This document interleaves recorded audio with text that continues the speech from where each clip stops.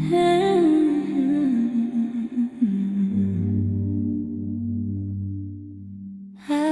see you.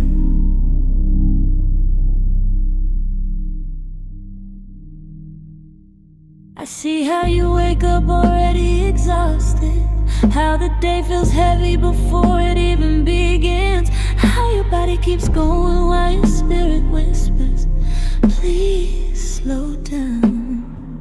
You're not just tired, you're depleted, from carrying unspoken worry, from being the steady one, from adapting again and again while pretending it doesn't hurt. Some days the fatigue sits in your chest, some days it lives behind your eyes, some days it feels like moving through water, like everything takes more effort than it should. This isn't laziness, it's a nervous system that has been in subpar mood for too long. So let's start here gently. If the world feels loud, lower the volume where you can step outside, even for a minute. Let your eyes land on something alive, the tree, the sky, your own hands. Your body needs reminders that it is safe now. If your thoughts won't stop racing, put them somewhere on paper, in your phone, out loud to no one in particular. You don't need to solve them, just let them leave your head. If the weight feels trapped inside you, breathe it out slowly in through your nose, longer out through your mouth, like you're telling your body, I'm here, you can rest. If you feel alone, reach for one small point of connection, not a deep conversation, not an explanation, just the thinking of you or a hand held a little longer than usual. And if rest feels impossible, redefine it. Rest can be sitting without scrolling, lying down without guilt, doing one thing instead of 10. You don't have to fix your life tonight. You don't have to be okay to be worthy of care. Let yourself be held by small moments. Let relief come in pieces. Let softness return slowly.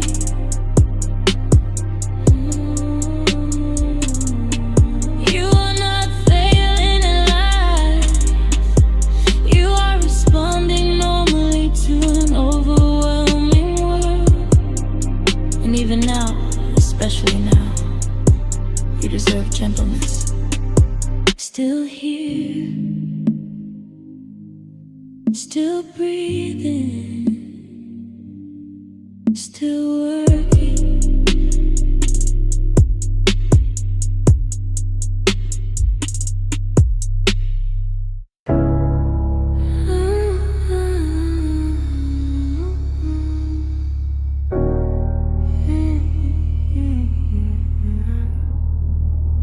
I see you, I see you. I see the tight jaw, the restless hands, the thoughts that won't slow down, the anger that flares unexpectedly and then lingers, leaving exhaustion behind. You're not angry because you're cruel. You're angry because something mattered and it was crossed, ignored, taken, or lost. Anger is often grief that never felt safe enough to speak. It's pain that learned how to protect itself. If you feel like you're always on edge, it's because your system is still scanning for danger. If you snap at small things, it's because the big things were never resolved. If you feel ashamed of your anger, it's because the world taught you to suppress it instead of understand it. There is nothing wrong with you.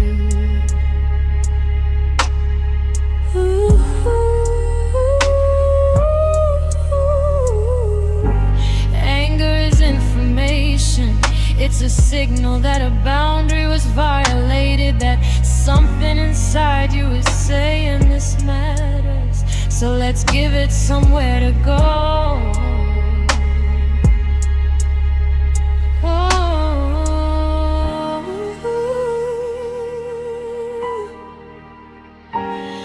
If the fire feels trapped, move your body, walk fast, stretch, shake your arms and legs. Your body needs to complete the stress response. It never got to finish.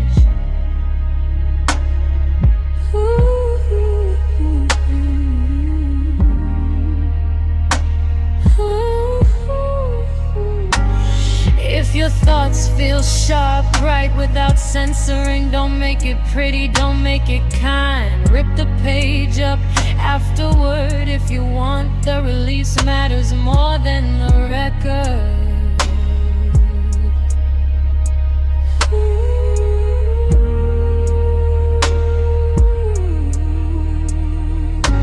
If your anger feels explosive, breathe low and slow and through your nose, down into your belly. Long exhale through your mouth like steam leaving a valve. This tells your nervous system you are not under attack.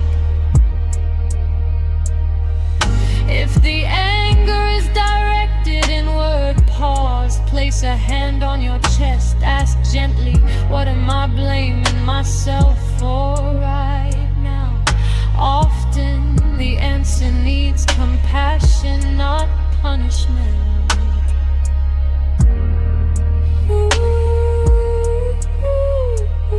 You don't need to act on every angry thought. You don't need to justify your feelings to anyone. You don't need to turn your pain into destruction to prove it exists.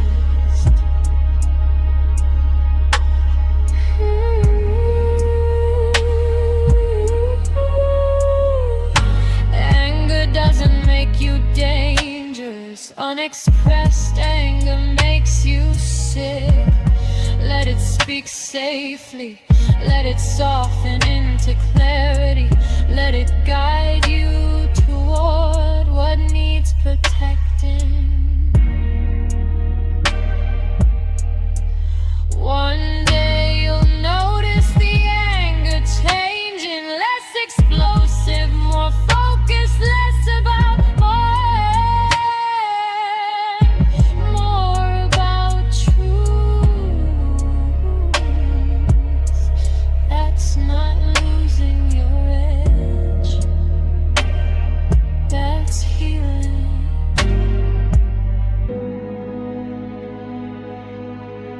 And you are allowed to heal without becoming smaller.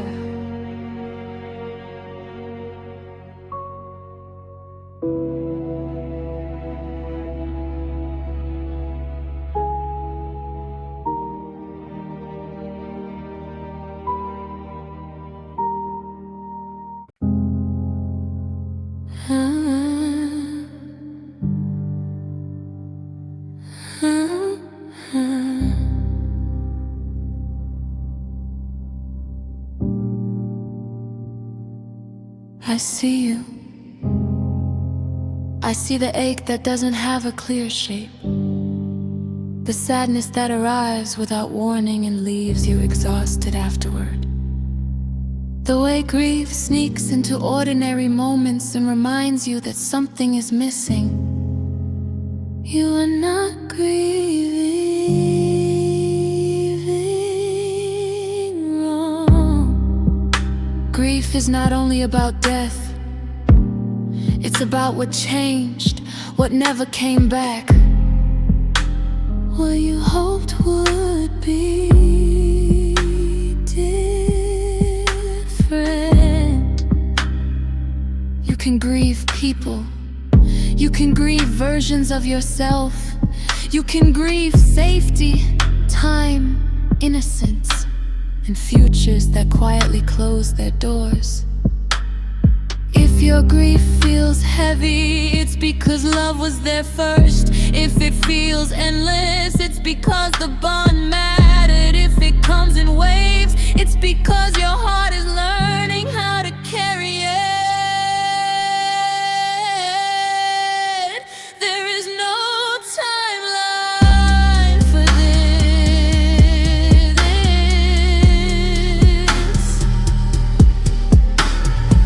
Some days you may feel functional and guilty for it. Some days you may feel broken and ashamed of that too. Neither means you're moving backward. Grief does not mean you are stuck. It means you are honoring something real. So let's make space for it, gently. If the grief feels overwhelming, anchor yourself in the present. Name 5 things you can see, 4 things you can touch, 3 things you can hear, 2 things you can smell, 1 thing you can taste. This doesn't erase grief, it gives you a place to stand while it passes. If tears come, let them. They are not weakness leaving the body, they are love finding a new form.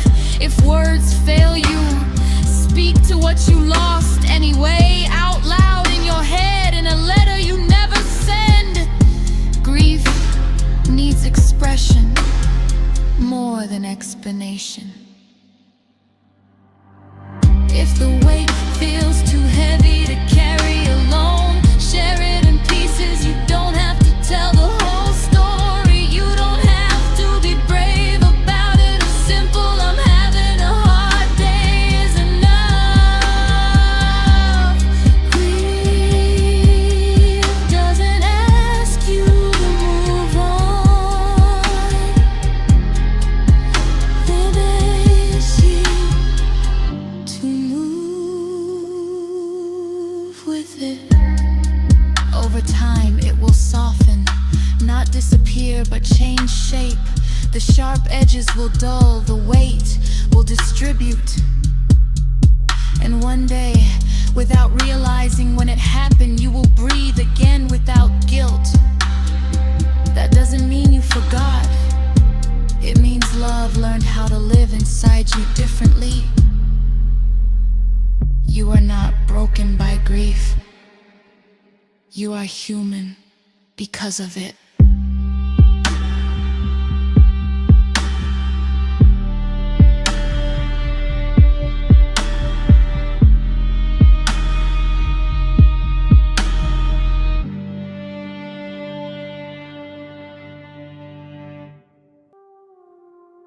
Here,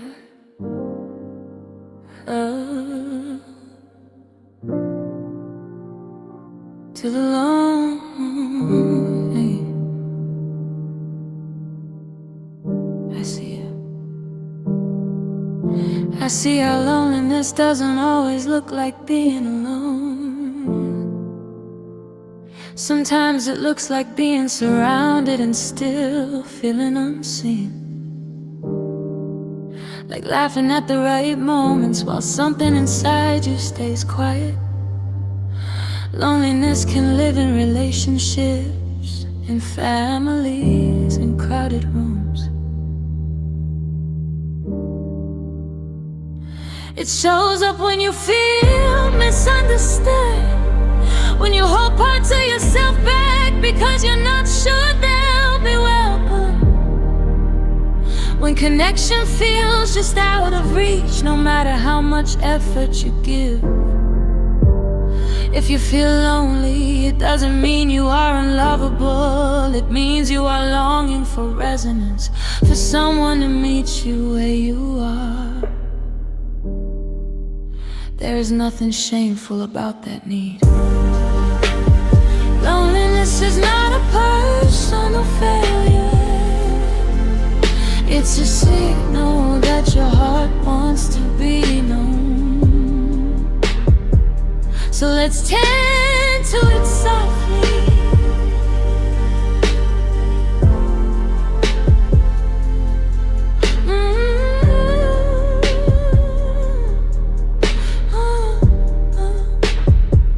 If loneliness feels heavy, stop by turning toward yourself. Place a hand on your chest, say quietly, I'm here with you. It may feel small, but self-abandonment deepens loneliness more than solitude ever could. If reaching out feels overwhelming, make it lighter. Send a message without expectations. Sit near people without forcing conversation. Connection doesn't have to be intense to be real.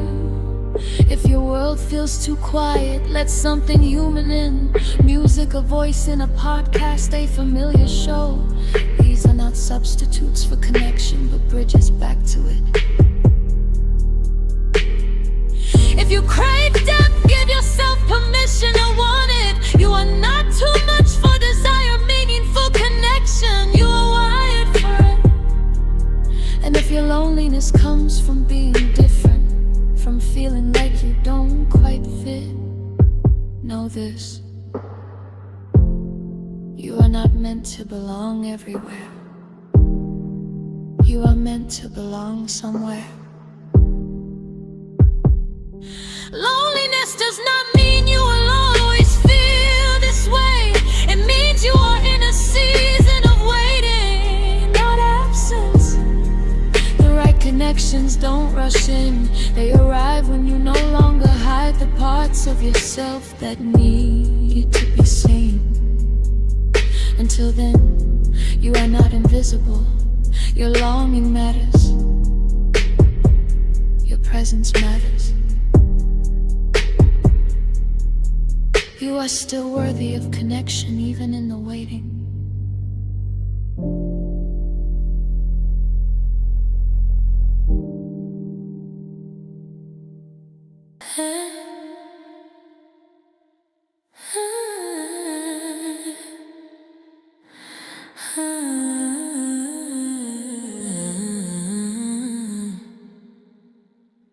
I see you. I see how everything feels urgent at once. How your thoughts stack on top of each other until it's hard to tell where one ends and another begins. How even simple decisions feel heavy when your system is already maxed out. Overwhelm isn't a lack of ability, it's a lack of capacity. Incapacity gets depleted when there's too much input, too much responsibility. Too many unknowns and not enough pause. If you feel frozen, it's because your mind is trying to protect you. If you feel scattered, it's because you're holding too many open loops. If you feel like you're falling behind, it's because the pace around you isn't human. There is nothing wrong with you, so let's slow the moment down. You do not have to solve your whole life today. You do not have to respond to everything at once. You do not have to keep up with a world that doesn't know how to rest. Start smaller. If your thoughts feel crowded, write down just 3 things that matter to today. Not everything, just today. Everything else can wait. If your body feels tense, put your feet flat on the floor. Press them down gently, remind yourself I am here, I am supported. If your emotions feel tangled, name one feeling without trying to fix it. Just one naming brings order where chaos lives. If your energy feels drained, reduce stimulation where you can. Silence the notification, step away from the noise. Overwhelm feeds on constant input. You are not failing because you can't do it all. You are wise for noticing when all is too much. Overwhelm eases now when everything is done. But when you give yourself permission to do less and Choosing less does not mean choosing poorly. It means choosing yourself.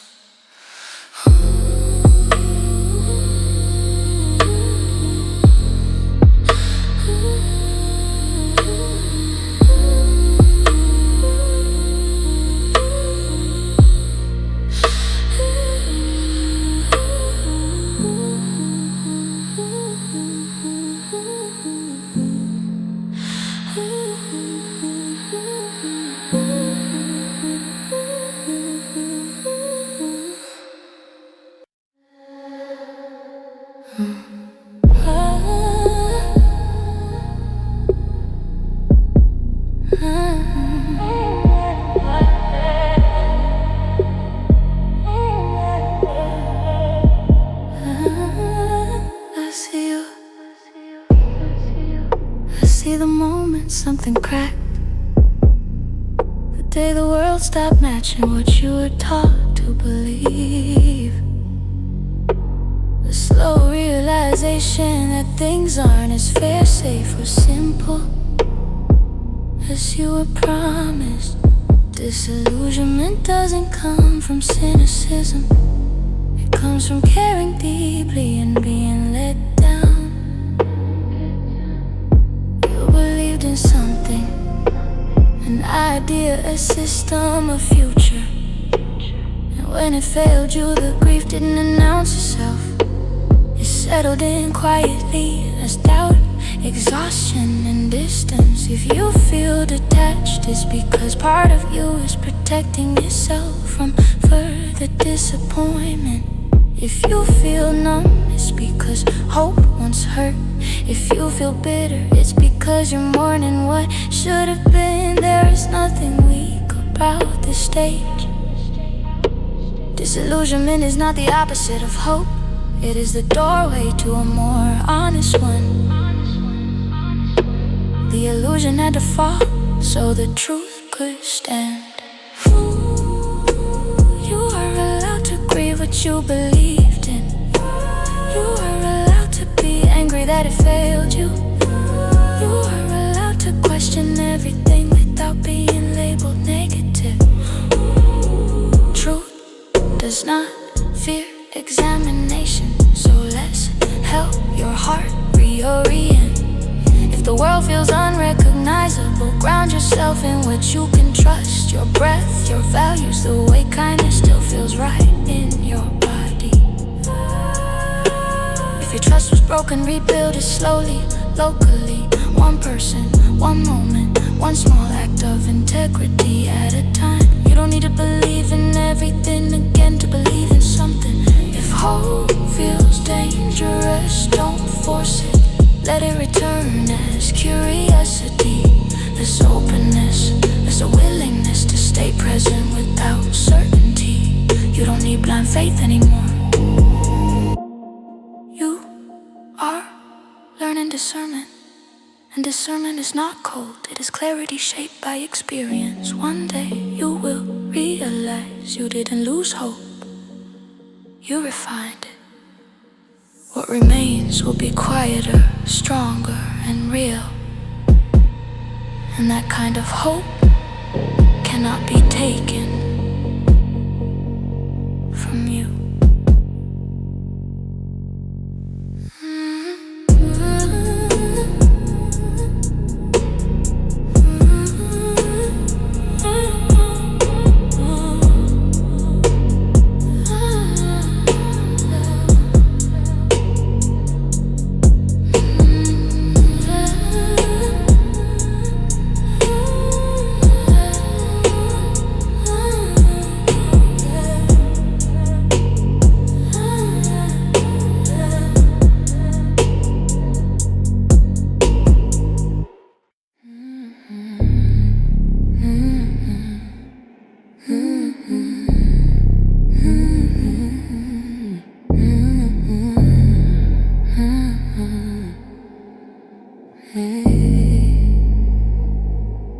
I see you, I see the effort no one applauds. The restraint, the way you pause before reacting, the way you keep showing up with care in a world that often meets you with indifference. Still trying takes courage. It means you haven't given up, even when it would be easier to harden. It means you keep choosing decency in spaces that reward cruelty. It means you continue to care even when caring hurts. If you feel tired of being the one who understands, the one who gives grace, the one who tries to do the right thing, it's because that work is invisible. And invisible work is heavy. Trying does not mean you are weak. It means your values are alive.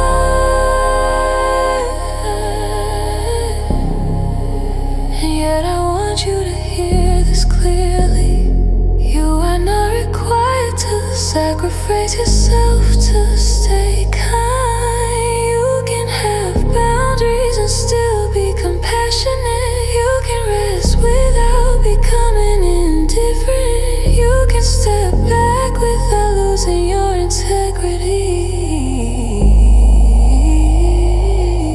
If you're close to burning out, it's not because you tried too much. It's because you didn't receive enough in return. So let's make room for you too. If your heart feels worn, let yourself put the armor down just for a moment. You don't have to be strong all the time to remain strong. If resentment creeps in, listen to it. It may be pointing toward a need you've ignored. If you're questioning whether it's worth it, know this: the world doesn't change only through loud revolutions. It changes through people who quietly refuse to become cruel. Your presence matters more than you realize. Your restraint matters. Your effort matters. And even if no one thanks you, even if no one notices, the fact that you are still trying means the world is not taking everything from you. That is not naive. That is brave.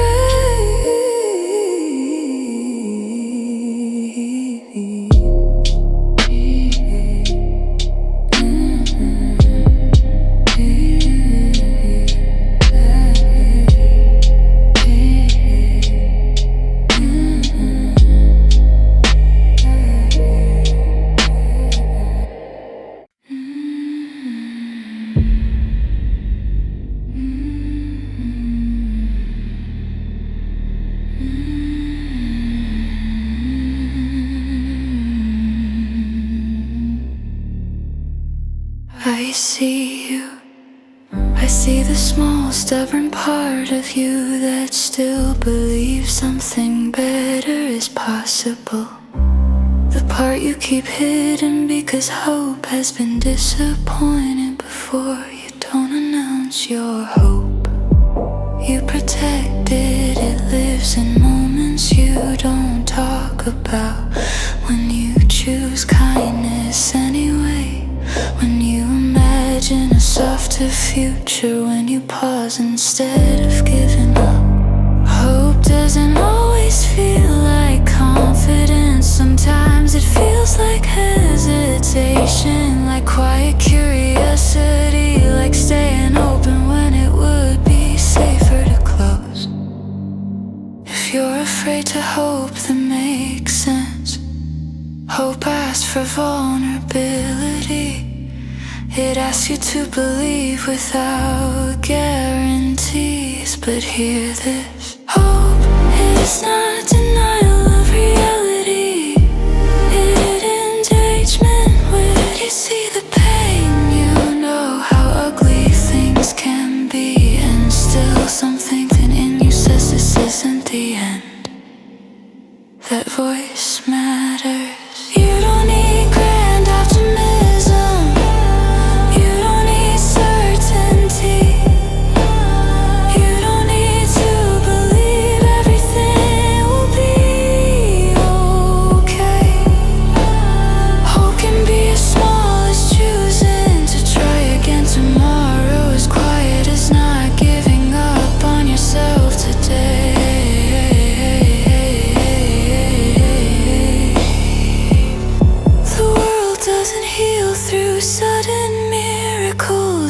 heals through people who keep a light on, not to blind others, but to help them find their way.